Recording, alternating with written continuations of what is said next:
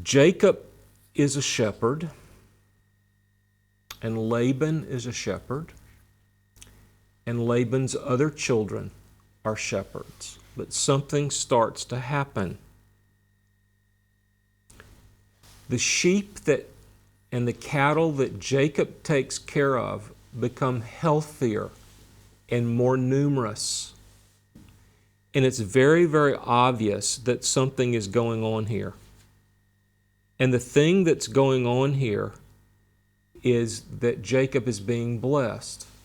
And Laban knows it. And so in verse 27, Laban says to Jacob, I know that God is blessing you. I know that the Lord is blessing you. So tell me what I should give you. And then in verse 30, he says, what shall I provide for you? Now, Jacob says something very important in verse 31. He says, you're not going to give me anything. He's saying two things there. He's saying, don't act like you're my great benefactor giving me gifts. You're not. I'm earning everything.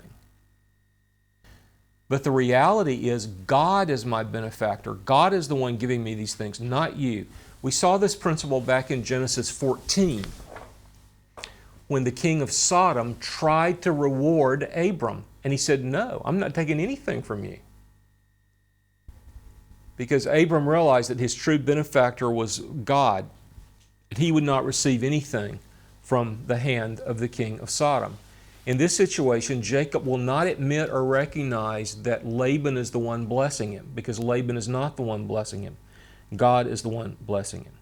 Now, Jacob makes a deal based on the genetics of animal husbandry.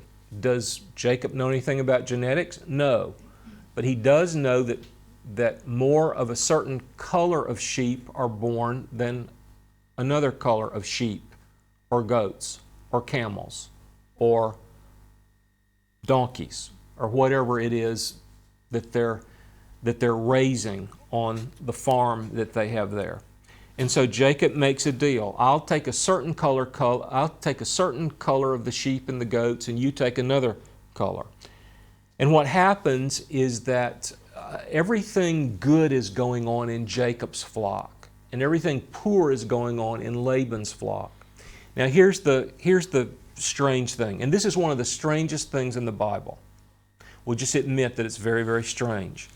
In verse 37, Genesis 30, verse 37, we're told that Jacob did something with wood which had been carved down and shaved the bark off.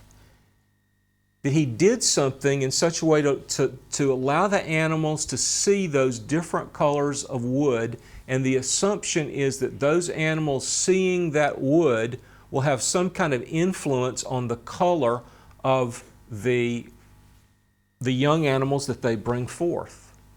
Now, did Jacob believe that? Yes, he did believe that. Was it superstitious? Yes, it was superstitious. Was it true? No, it wasn't true.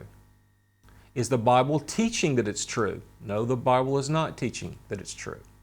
Now, we got to stop for just a minute and talk about this, because we talked about it a little bit when we talked about the tree of knowledge and the tree of life in the Garden of Eden, and how when Adam and Eve were thrown out of the Garden of Eden, God talked about how if they ate from the tree of life, then they would live forever. Let's go way, way back. Is it possible for a physical thing to have a spiritual deposit? Is it possible for a natural thing to have a supernatural significance? Well, yes, it is. Let's answer the first question first. Is it possible for something that's just physical to really have something spiritual inside of it? Yes, it is. That's what you are. Each of you is a body, but each of you has a spiritual deposit called a soul. You are a physical thing, but God has placed in you a spiritual deposit called a soul. God can do that. God can do it with a tree. God can do it with the tree of knowledge, which means death. God can do it with the tree of life, which means life. God did it in the Garden of Eden. God does it with every human being. He takes a physical thing and He puts a spiritual thing inside of it, and He endows it with a spiritual significance.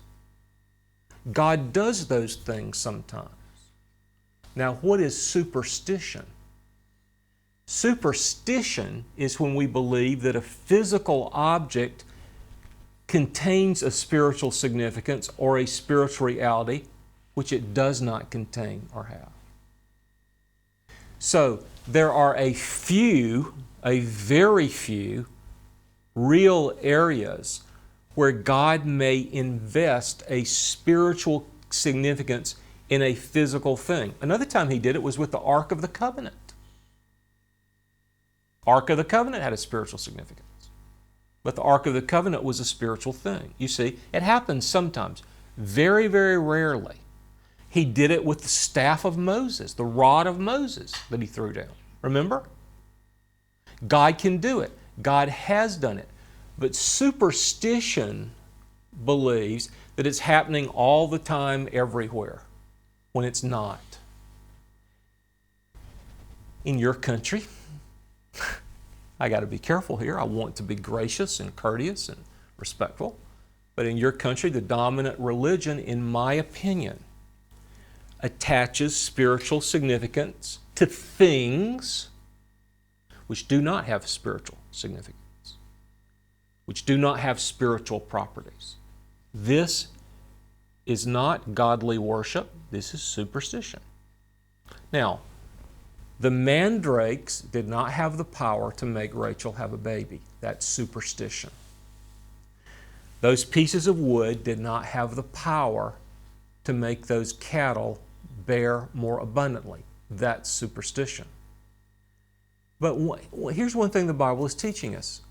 These people are mostly pagan, okay? These people have not been weaned thoroughly from paganism. They're just getting to know the one true God. They really don't know Him very well yet.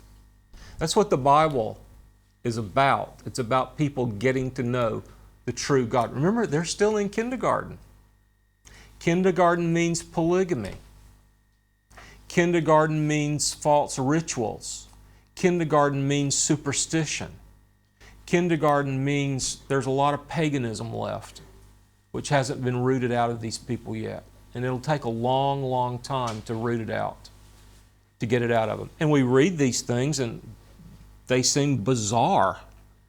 But God is teaching us. God is teaching us historically what happened. It really happened. It's embarrassing. It's a little bit funny. It gives great occasion for unbelievers to say, oh, you see there, the Bible is full of myth, fable, superstition. No. The Bible is not teaching that these beliefs are valid. The Bible is teaching that this is what these people believed. God is blessing and God is penalizing and God is overruling, even though these people think that the magic is making these things happen. No, it's not the magic. It's God. TVS Seminary is a nonprofit project. Our joint effort will bring about the common purpose of making Christian education available around the world and developing good Christian servant leaders. You have a unique opportunity to partner in this effort through your prayer and/or financial support of TVS Ministry. For more information, please visit tvsseminary.com. In a couple of weeks in Munich, there's going to be a big, big party. It's called Oktoberfest. I used to live in Munich.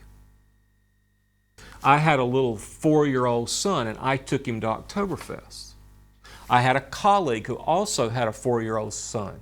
We took our children to Oktoberfest together.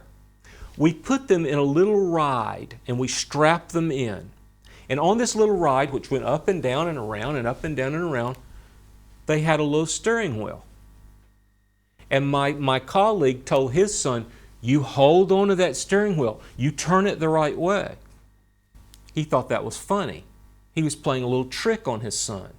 The son thought that, boy, he had to keep the steering wheel going the right way or he was going to fly off into space.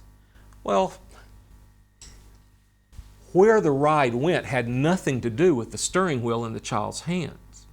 Even though the child thought he was steering the ride, he wasn't. They thought the mandrakes were making the babies. They thought the wood was making the cattle, but it wasn't. It was God. Okay? Now, these are very strange parts of the Bible. But these people lived a long time ago. They lived over 3.5 millennia ago. And they believed a lot of strange things. People believe strange things today. I've had 2 people ask me in the last few months, what sign are you? Are you a Scorpio? Oh, I'm so excited that you're a Scorpio. Superstition. Magic. People even believe it today. We shouldn't be surprised that people believed it a long time ago.